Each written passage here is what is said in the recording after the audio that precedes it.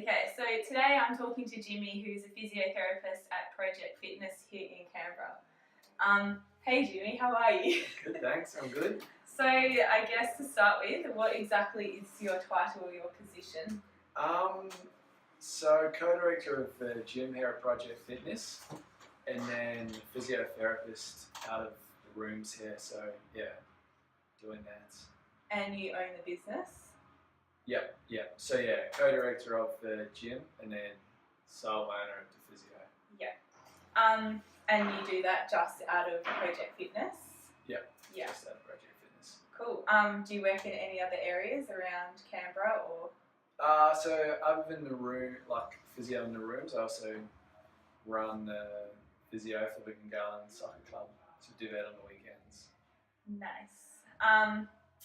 So what are the services that you offer specifically, more specific? So what exactly do you offer people or members of the gym? So it's either in-rooms physio, so whether it be, I guess it's related to their condition, but whether it be sort of dry needling, soft tissue work, any sort of corrective exercise, prescription, that sort of stuff. And then more gym-based, I guess rehab, since we have the big gym here as well, which works out well. Yeah, that would be the main sort of services, as well as a bit of sort of personal training, rehab sort of stuff out of the gym as well. Yeah, cool. So did you always want to be a physio? Tell us your story. Yeah, so I was always sort of growing up playing a lot of sports. I always had an interest in sort of sport and I guess how the body sort of worked. So I guess I wanted to carry on that interest into what I do for a living. So yeah, I decided it would be a good gig to have. And I guess growing up, I always saw them on TV, watching the rugby and that sort of stuff. Sort of physios trotting out, and yeah, I thought that would be fantastic. But since studying, I guess I've gone a bit away from the sports side of stuff and more into the general practice of it, How which come? I find. I don't know. Initially, it was because I was still interested in playing sports. It was hard to do a sports team on the weekend, plus try to play your own sport. And then I guess my interest changed to wanting to run my own practice. So instead of going down the sports route, I sort of wanted to go down the general practice route to own practice. Did you do personal training before physio or? No. So you decided to do that after? Yeah. When we decided to open the gym with Tel, so I did that after. Cool. So in terms of the business side of things, how did you find opening your own business and attracting business? And clients and yeah, it's obviously pretty tough starting from scratch, not bringing one over from the previous practice. So that's been hard. But having it in the gym, you've already sort of clientele base that's available to go, which has been pretty good. And then just trying to advertise to the local sort of the local market in the area. Yeah. So what was your first step that you did to try and get the word out about I guess the main thing's just been through Facebook, marketing, promotion, social media is the main way that sort of been attacked. Yeah, and have you found that you've had from day one like similar clients, or have they just been like cycling through, or in terms of members of the gym? Yeah, so cycling through. Yeah. So you've got your regulars who injure themselves consistently, and then just new people as well on top of that. But it stayed fairly consistent, which is good. But it's been beneficial, I guess, as a part-time sort of gig as well. So not stressed too much about having to do a full client load, since half the time I'm doing the gym stuff anyway. Yeah. And what have you learnt in terms of what works best in getting the business and what doesn't work, or what have you changed, or has it just been the same kind of thing? Yeah, it's been pretty consistent in terms of what I've done. Yeah. Certainly Facebook's becoming more and more important in terms of the marketing, sponsors sort of posting that thing compared to, I guess, previous avenues, which one would take doing like newsletters and then sort of, mail drops and that sort of stuff. Yeah. Facebook's a lot more effective and cost effective as well. What about word of mouth? Have you Yeah. found that you get people through that as well? Yeah, that's the main way. The main way. Yeah.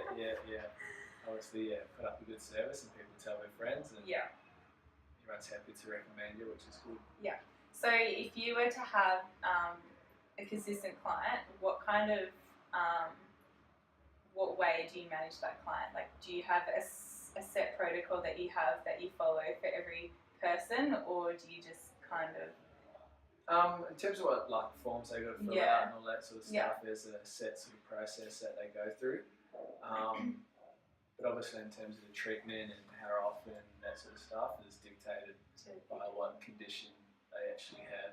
But in terms of like the setup or the onboarding sort of stuff, is consistent. Did you come up with that yourself, starting your own business, or did you kind of just get that from other places along the way, or? Yeah, so obviously just sort of modify what's worked in the past where I used to work and taking what sort of works from that and modified it a bit to come up with something, Where have you previously worked? So I've worked in 2 private practices in Canberra, so one called TM Physio, which is Kickbacks and Deakin, and one in Garland called Sport and Spinal, which are just general sort of physio practices. And you just treated like sports injuries or just a bit of everything? Bit of everything, they're real sort of general practices, just seeing a wide range of ages, conditions, everything. So it was good experience. That's good. And throughout your years of working as a physio, have you found that you like a certain area or have like a specialty like shoulders or something that you have a greater interest in, or possibly the knee I find maybe more interesting, but it's pretty general. But I like working with, I guess, younger sports type people. They seem to be a lot more motivated, a lot more happy to do their exercise that you give them, rather than someone older on workers' comp who might not be so keen to do it and get annoyed when they're not getting better, even though they're not doing what they should to help. Yeah, fair enough. So I guess like the legalities kind of thing, like how did you find setting that up? Like all the... It's not too bad, like the Physio Association helps you out with telling you what you need to do, so it's just making sure the insurances and all of that stuff is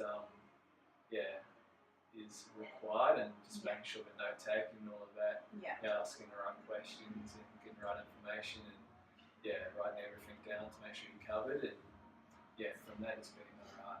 Yeah, and what's been the hardest thing on your journey so far?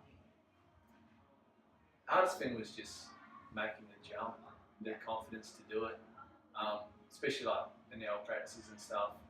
People more experienced and older than you who aren't opening their own sort of practice or aren't doing their own things, so you sort of wonder if you've got that ability or you're good enough to do it. So I guess the confidence was the main thing, but other than that it's been alright. And what was the greatest advice that you've received from someone in terms of physio or like opening your own practice or? I don't know, that's a good question.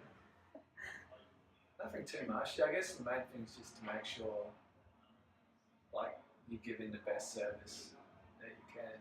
So just make sure that you're laying everything out for the customers as much as you can, so they enjoy the experience and then obviously tell their friends. And what's the best thing about working for yourself?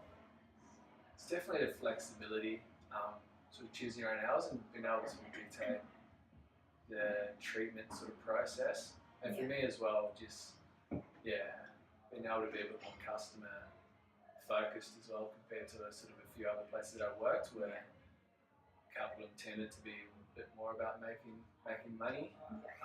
That's a good thing. And upselling customers and good thing not to just do upselling. Yeah, exactly. What I found, some of them a little bit too far in that direction when you try to add on, sell and sell everything to customers that they may or may not sort of need it. So it's been good to be able to dictate how it sort of runs and do your own thing. Exactly. Do what other people don't have to answer to the bosses about seeing people more or trying to sell more stuff. So that's been nice. That's good. Do you see the business going in the future? So I want to continue to grow it. Obviously, bring another physio on underneath would be good. In terms of the whole sort of package, we're looking to upsize the gym so we get more clients in. And with that, I guess progressive physio with that at the same stage. And I guess the next step is to get to the level where I can employ someone underneath to take some of the load as well. Yeah. Sweet. Personally, ever go back to uni and further your studies and your education?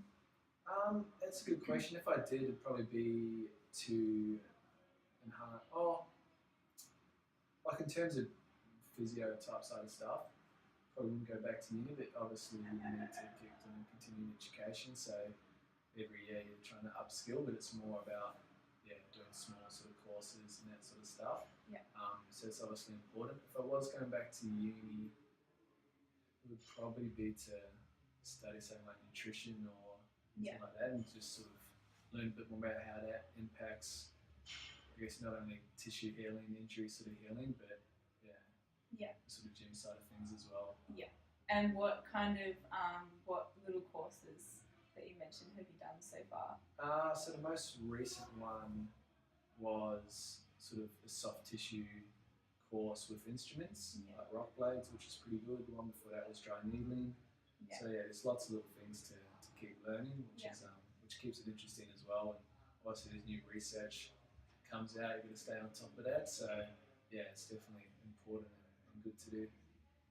Cool. Well, thanks, Jimmy, for having a chat. No worries. My pleasure.